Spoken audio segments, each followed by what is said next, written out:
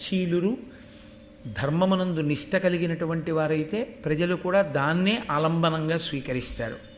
కాబట్టి అమరాపగాసుతు అనుశాసనంబున దేవలోకంలో ప్రవహించేది కూడా గంగే, దేవగంగ. ఆ గంగకి పుత్రుడైనటువంటి గాంగేయుడైన భీష్ముడు రాజప్రతినిధిగా రాజ్యాన్ని చేస్తున్న కాలంలో కౌరవ రాజ్యంబు కడు వెలుంగి, కౌరవ రాజ్యం అంతా కూడా గొప్పగా ఒక వెలుగు వెలిగింది.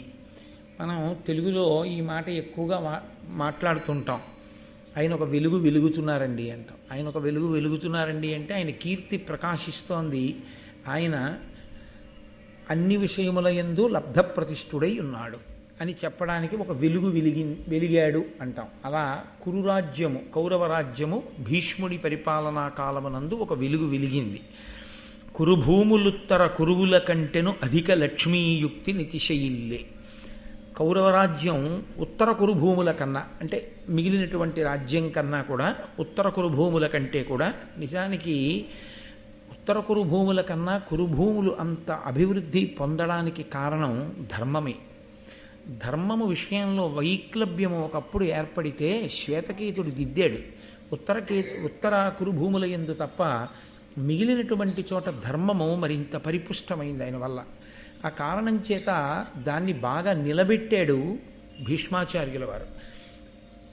ధర్మము అన్నది పుస్తకములలో ఉన్నది ధర్మం కాదు.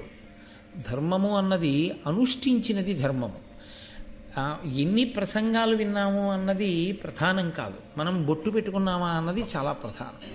సనాతన ధర్మమునందు అనురక్తి కలిగి ఉండుట అంటే ఉపన్యాసం వినడం కాదు. ఎన్ని ఉపన్యాసాలు విన్నా నీకు బొట్టు పెట్టుకోవడానికి చాలా సిగ్గుగా ఉంటే నీకు ధర్మమునందు అనురక్తి లేదు అని గుర్తు. నువ్వు ఎన్ని విన్నావు అన్నదానివల్ల ఎంత ప్రయోజనం కలిగింది అన్నదాన్ని శాస్త్రం దేని చేత బేరీజు వేస్తుందంటే నువ్వు ఎంత అనుష్ఠించగలిగావు అన్నదాన్ని బట్టి చూస్తుంది. నీకేమి వచ్చింది దానివల్ల, ఇది ఇందుకు చెయ్యాలి అని నీకేమైనా అర్థమైందా, అర్థమై దాని ఎందు పూనిక కలిగి నేను ఇది చేస్తాను అని నువ్వు పూనికతో చెయ్యగలిగావా. ఇన్ని విన్నా, రామాయణం విన్నాను, భారతం విన్నాను, పొద్దుటి నుంచి వింటూనే ఉంటాను, చదువుతూనే ఉంటాను అని బయటికి వచ్చినప్పుడు నొసటన బొట్టు పెట్టుకోవడానికి చాలా మొహమాటం, తన అందం ఏదో చాలా తగ్గిపోతుందండి. ఇంకా ఆయన ఎన్ని ప్రసంగాలు వింటే ఎవరికి కావాలి, అది సనాతన ధర్మము కాదు. ఏది సనాతన ధర్మం అంటే అనుష్ఠించినది ఏదో అదే ధర్మం.